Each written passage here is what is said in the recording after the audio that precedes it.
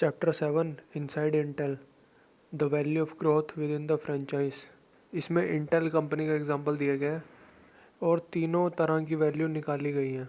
तो ऑथर बोलते हैं कि हमें दो चीज़ें रियलाइज़ करनी पड़ेंगी। पहली चीज़ है कि ग्रोथ खुद से वैल्यू क्रिएट नहीं करती। ग्रोथ को वैल्यू क्रिएट करने के लिए फ्रेंचाइज होनी चाहिए कंपनी के पास, कॉम्पिटिटिव एडवांटेज होनी चाहिए, एंट्री बैरियर्स होने चाहिए।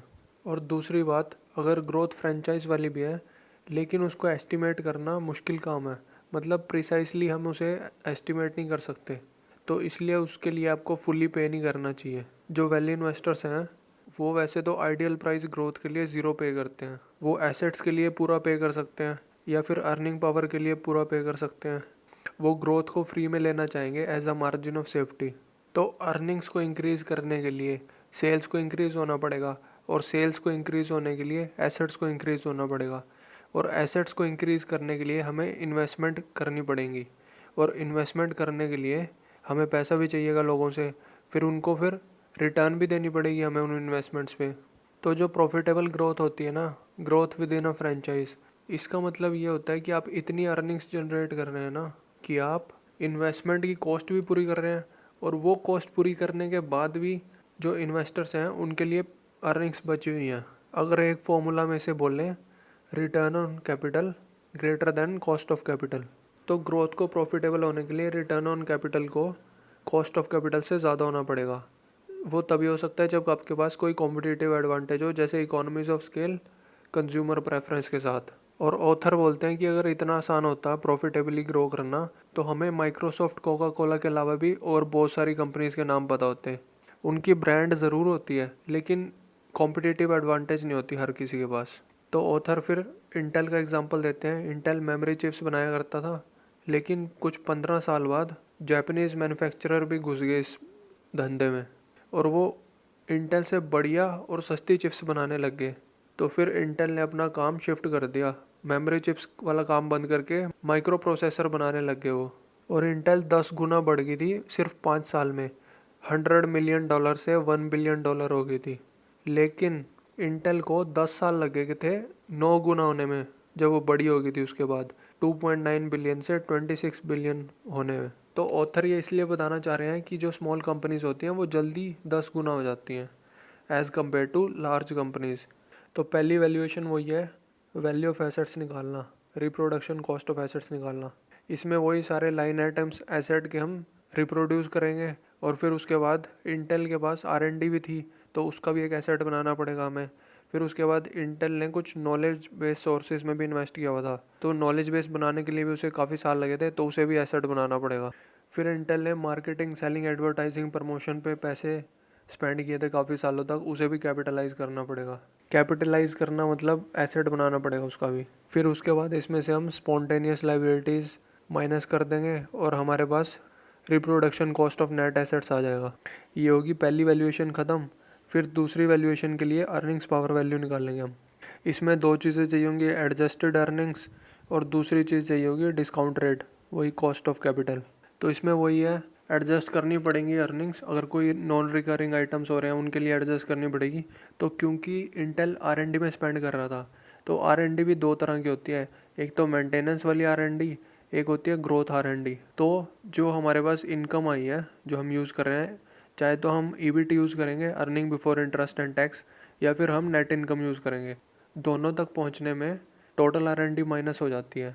तो हमें क्या करनी चाहिए थी, हमें सिर्फ मेंटेनेंस R&D माइनस करनी चाहिए थी, क्योंकि अर्निंग्स पावर वैल्यू में हम ग्रोथ ज़ीरो मानते हैं। लेकिन हमने कर ग्रोथ वाली R&D भी दी, तो हमें ग्रोथ वाली R&D अब ऐड करनी पड़ेगी इसमें। तो ग्रोथ R&D आप कैसे करोगे, जो आपने रिप्रोडक्शन कॉस्ट ऑफ एसेट निकाली थी उसमें आपने R&D एक्सपेंस को जब एसेट बनाया था 5 साल 10 साल जितने के लिए भी आपने किया था, तो आप क्या करोगे, उस R&D asset divided by sales, इसकी रेशो निकाल लोगे और इसकी पिछले 5 साल की एवरेज ले लोगे।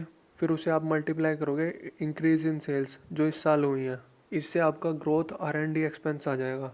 अब इस वैल्यू को आप एडजस्टेड अर्निंग्स जो हम कैलकुलेट कर रहे थे वहाँ पे ऐड कर दोगे। और दूसरा तरीका ये भी है, हम अपनी जजमेंट भी यूज़ कर सकते हैं। जैसे 25% ऑफ R&D ग्रोथ के लिए अकाउंट कर दिया हमने, जो कि काफ़ी कंजर्वेटिव है, सही भी है वो। तो ये 25% कहाँ से आया, ये ऐसे ही हवा में से नहीं आ गया। ये मतलब इंडस्ट्री की नॉलेज होनी चाहिए अच्छी, तो ये नंबर आ जाता है।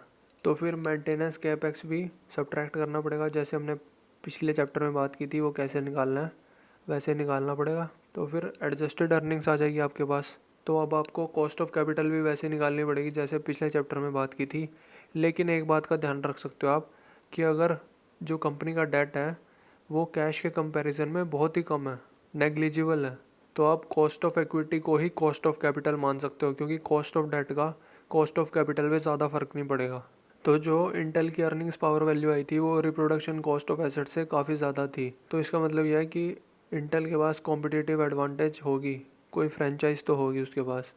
तो वो फ्रेंचाइज वही थी, बैरियर्स टू एंट्री थे, क्योंकि इंटेल के पास इकोनॉमीज ऑफ स्केल थी और डिमांड प्रेफरेंसेस थी। जब वो मेमोरी चिप्स बिजनेस में था तब उसके पास कोई इकोनॉमीज ऑफ स्केल नहीं थी, तभी वो जापानीज़ मैन्युफैक्चरर थे उससे सस्ते में बनाने लग गए थे। लेकिन इस बार कोई भी इंटेल से सस्ते में नहीं बना सकता, उसने कॉस्ट कटिंग कर करके अपनी कॉस्ट बहुत ही कम कर लिया। तो अब तीसरी वैल्यूएशन है वैल्यू ऑफ ग्रोथ। तो इसमें आपको सबसे पहले देखना पड़ेगा कि रिटर्न ऑन न्यू कैपिटल में और कॉस्ट ऑफ न्यू कैपिटल में क्या रिलेशनशिप है। तो अगर रिटर्न ऑन न्यू कैपिटल ज़्यादा है कॉस्ट ऑफ न्यू कैपिटल से तो फिर ग्रोथ प्रॉफिटेबल होगी, नहीं तो नहीं होगी। और ऑथर ये भी बोलते हैं कि इंटेल और माइक्रोसॉफ्ट की तो चलो पूरी दुनिया में थी ग्रोथ वैल्यू, लेकिन बहुत सारी कंपनीज ऐसी होती हैं जिनकी एक सिर्फ पर्टिकुलर एरिया में होती हैं। जैसे वॉलमार्ट है, वो सिर्फ कुछ जगहों पे ही सक्सेसफुल हुई है, बहुत सारी जगह पे वॉलमार्ट फेल भी हुई है, लेकिन बहुत सारी जगह पे उसके पास ऐसी कॉम्पिटिटिव एडवांटेज है कि पूछो ना। तो अब हमें देखना पड़ेगा कि जो ग्रोथ की वैल्यू है क्या वो सफिशिएंट है मार्जिन ऑफ सेफ्टी प्रोवाइड करने के लिए। और ऑथर बोलते हैं कि जितनी ज़्यादा ग्रोथ वैल्यू होगी अर्निंग्स पावर वैल्यू से उतना ही बड़ा मार्जिन ऑफ सेफ्टी भी होगा, क्योंकि आप ग्रोथ के लिए ज़ीरो पे करेंगे, उसको आप अपना मार्जिन ऑफ सेफ्टी लेके चलेंगे। तो जो ग्रोथ वैल्यू होती है वो निकालने का फॉर्मूला होता है capital into return on capital minus growth divided by cost of capital minus growth. और अर्निंग्स पावर वैल्यू का तो आपको पता ही है, earnings divided by cost of capital. और अर्निंग्स क्या होती हैं, अर्निंग्स को ऐसे भी लिख सकते हैं हम capital into return on capital. तो अब अगर रिटर्न ऑन कैपिटल ज़्यादा है कॉस्ट ऑफ कैपिटल से तो ग्रोथ वैल्यू क्रिएट करेगी, अगर रिटर्न ऑन कैपिटल कम है कॉस्ट ऑफ कैपिटल से तो ग्रोथ वैल्यू को डिस्ट्रॉय करेगी। और अगर return on capital cost of capital के इक्वल है तो ग्रोथ हो ना हो कोई फ़र्क नहीं पड़ेगा वैल्यू पे, लेवल प्लेइंग फील्ड है मतलब सबके लिए। तो अभी एक ग्रोथ वैल्यू मैट्रिक्स दिया हुआ है, ये आप देख सकते हैं। तो इसका मतलब क्या है मैं आपको अभी समझा देता हूँ। जो ROC/R वाला रो है इसमें वैल्यू दी हुई है 1, 1.5, 2.0, 2.5, 3.0। ये क्या है, ये return on capital divided by cost of capital की रेशियो है। ROC/R अगर 1 है तो मतलब दोनों इक्वल हैं, और ROC/R अगर 1.5 है तो मतलब return on capital cost of capital का 1.5 टाइम्स है, मतलब रिटर्न ऑन कैपिटल ज़्यादा है कॉस्ट ऑफ कैपिटल से। और फिर ये पहली कॉलम में देखो आप, पहली कॉलम में नंबर 1, नंबर 2, नंबर 3 दिया हुआ है, G/R रेशो दी हुई है। तो इसमें क्या है, अगर आप ऊपर से नीचे की तरफ आएंगे तो 25%, 50%, 75% दी हुई है। तो ये क्या है, इसका मतलब ये है कि जो ग्रोथ है वो कॉस्ट ऑफ कैपिटल की 25% है, दूसरे में ग्रोथ कॉस्ट ऑफ कैपिटल की 50% है, तीसरे में ग्रोथ कॉस्ट ऑफ कैपिटल की 75% है। मतलब अगर नीचे की तरफ आ रहे हैं तो ग्रोथ इंक्रीज़ हो रही है। और अब लास्ट वाली चीज़ जो देखने की है वो ये है, जो ये वैल्यूज़ हैं बीच में जो सेल्स हैं इनमें 1.0, 1.1, 1.17, 1.2, 1.22, 1.0, 1.33, 1.5, 1.6, 1.67, फिर ये 1, 2, 2.5, 2.8, 3, ये जो वैल्यूज़ हैं ये PV/EPV, यानी कि PV में ग्रोथ वैल्यू को बोल रहा हूँ और EPV में अर्निंग्स पावर वैल्यू को बोल रहा हूँ, जो कि ग्रोथ 0 है तब है। तो ये growth value by no growth value की रेशियो है, या फिर growth value by earnings power value की रेशियो है, जो ये बीच वाले सेल्स में है। तो अब मैं आपको एग्जांपल देता हूँ। कॉलम 1 कंसिडर करो आप, कॉलम 1 में ROC/R की वैल्यू 1 है, तो इसका मतलब रिटर्न ऑन कैपिटल और कॉस्ट ऑफ कैपिटल सेम है, तो मतलब ग्रोथ हो ना हो कोई वैल्यू ऐड नहीं होगी। जैसे कि आप देख भी सकते हैं कि अगर ग्रोथ 25% है कॉस्ट ऑफ कैपिटल की तो 1 ही है, ये रेशियो है जो growth value divided bye non growth value की। फिर ग्रोथ नीचे नीचे करो इंक्रीज़ हो रही है, लेकिन ये वैल्यू 1 ही है तब भी, यानी कि ग्रोथ नो ग्रोथ वैल्यू दोनों सेम ही है, ग्रोथ हो ना हो तब भी। अब आ जाओ आप कॉलम बी पे। कॉलम बी में R O C by R 1.5 है, तो मतलब return on capital cost of capital से ज़्यादा है, यानी कि ग्रोथ यहाँ पे मैटर करेगी, ग्रोथ यहाँ पे वैल्यू एडिशन करेगी।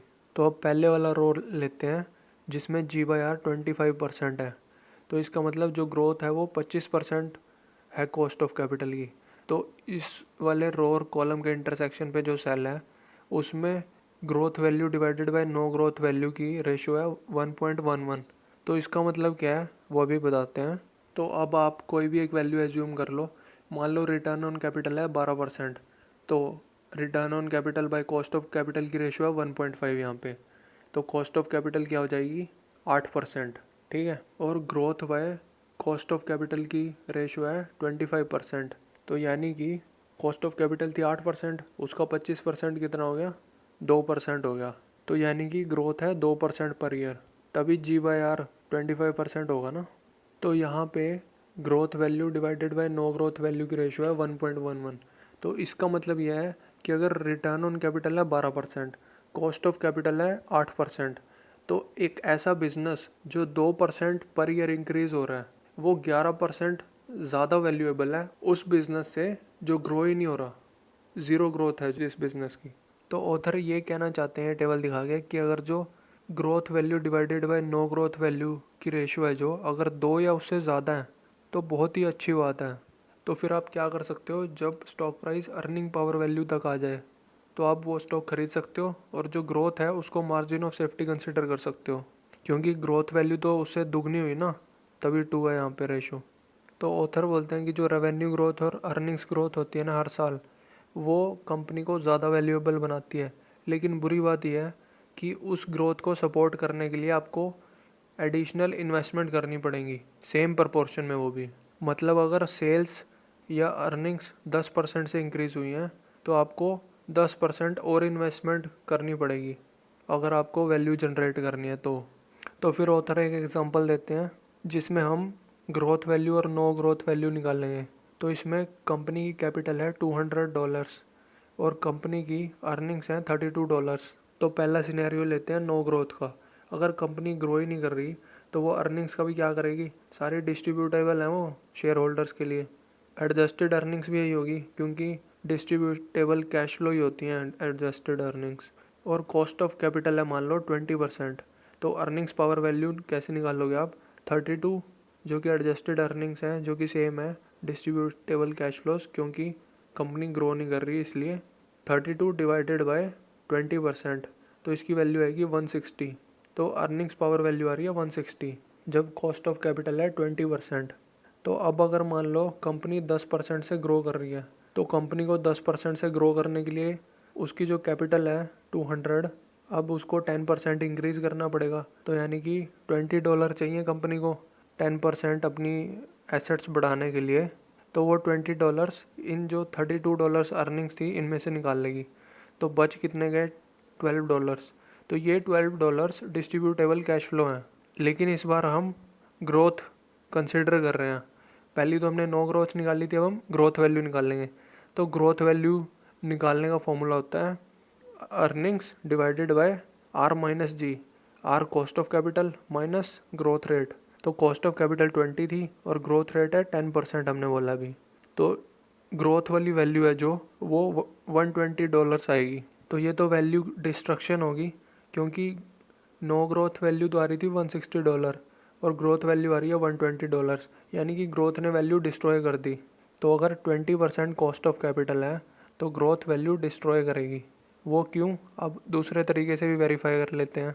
क्योंकि जो कंपनी की रिटर्न ऑन कैपिटल है 32 डिवाइडेड बाय 200, 32 अर्निंग्स हैं और 200 कैपिटल है, वो है 16%। तो जो रिटर्न ऑन कैपिटल है वो तो है 16% और जो कॉस्ट ऑफ कैपिटल है वो है 20%। तो रिटर्न ऑन कैपिटल तो कम है ना कॉस्ट ऑफ कैपिटल से, तो वैल्यू डिस्ट्रक्टिव होगी। तो ये अच्छे तरीके से न्यूमेरिकल के हिसाब से भी समझा दिया। तो अब ऑथर दो सिनेरियो और लेते हैं।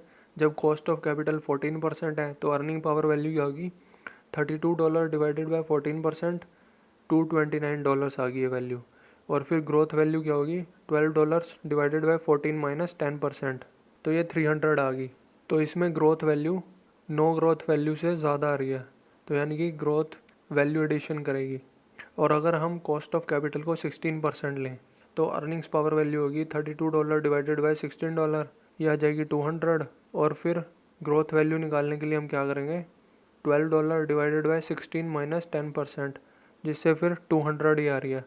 तो ग्रोथ वैल्यू और नो ग्रोथ वैल्यू दोनों $200 आ रही हैं। तो इसका मतलब ग्रोथ हो ना हो वैल्यू एडिशन नहीं होने वाली। तो ये पूरी लंबी कैलकुलेशन करने के बजाय डायरेक्टली भी हम देख सकते हैं कि जब return on capital cost of capital से ज़्यादा है तो वैल्यू एडिशन होगी, इक्वल है तो कोई फ़र्क नहीं पड़ेगा, कम है तो वैल्यू डिस्ट्रक्शन होगी। ग्रोथ वैल्यू निकालने का एक और फॉर्मूला भी होता है, capital into return on capital minus growth divided by cost of capital minus growth. ये सिंपल ड्राइव हो सकता है, कैसे भी कर लो, अलजेब्रा है सिंपल। तो ऑथर बोलते हैं ग्रोथ तभी वैल्यू क्रिएट करती है जब वो फ्रेंचाइज के अंदर हो, जब कॉम्पिटिटिव एडवांटेज हो, जब एंट्री बैरियर हो, यानी कि जब इकोनॉमीज ऑफ स्केल और कंज्यूमर प्रेफरेंस हो। तो ऑथर बोलते हैं कि इंटेल के एग्जांपल में ग्रोथ वैल्यू ऐड तभी कर सकती है जब इंटेल सीपीयू की माइक्रो प्रोसेसर बना रहा हो। लेकिन अगर इंटेल भी दूसरी चीज़ों में डाइवर्सिफाई करने की कोशिश करे, चाहे वो और किसी चीज़ के लिए माइक्रो प्रोसेसर बनाने लग जाए या फिर दूसरे ही बिजनेस में चला जाए, तो वो या तो वैल्यू डिस्ट्रॉय करेगा अपनी, या फिर लेवल इकोनॉमिक प्लेइंग फील्ड हो सकता है बेस्ट। ये नहीं है कि वैल्यू ऐड वहाँ भी करेगा वो। जो हमने उस बॉक्स में देखा था बीच में जो सेल्स थे उनकी जो वैल्यूज़ थी उसे बोलते थे ग्रोथ रिलेटेड वैल्यू मल्टीप्लायर। तो उसकी इक्वेशन थी M=PV/EPV, मतलब growth value divided by no growth value. तो अगर प्रेजेंट वैल्यू वाला जो अभी हमने फॉर्मूला डिस्कस किया था उसकी वैल्यू रख दें और EPV की फॉर्मूले की वैल्यू रख दें तो हमारे पास ये फॉर्मूला आ जाएगा इसका M का, M=1 - G/R into R/ROC divided by 1 - G/R। तो इसकी वैल्यू अगर 2 है या उससे ज़्यादा है तो बहुत ही अच्छी अपॉर्चुनिटी है, ग्रोथ को आप मार्जिन ऑफ सेफ्टी मान के उसकी जो अर्निंग्स पावर वैल्यू आई है वहाँ तक आप पे कर सकते हो। तो यही तरीका होता है ग्रोथ वैल्यू निकालने का। लेकिन ऑथर बोलते हैं लास्ट में कि एक और मेथड है जो पॉपुलरली यूज़ होता है दुनिया में, डिस्काउंटेड कैश फ्लो मेथड, जो कि हाईली अनरिलायबल होता है। क्योंकि इसमें हम क्या करते हैं, एक ग्रोथ रेट एज्यूम करते हैं आने वाले कुछ सालों के लिए, और फिर एक ग्रोथ रेट हमें एज्यूम करते हैं उसके बाद जो बचे हुए साल हैं उनके लिए इन्फिनिटी तक। जो टर्मिनल वैल्यू आप निकाल रहे हो कि 10 साल के बाद जो फ्यूचर में होगा वो 60% है टोटल वैल्यू की, तो रिलायबल नहीं है ये बिल्कुल भी। लेकिन ये बेस्ट तरीका माना जाता है एकेडमिक्स में। तो आप अपने हिसाब से देख लें जैसा आपको ठीक लगे। और मैं आपको एक डिस्क्लेमर भी देना चाहूँगा कि मैंने जो समझाया है वो उस हिसाब से समझाया जिस हिसाब से मुझे समझ में आया। इस वीडियो में इतना ही था। धन्यवाद।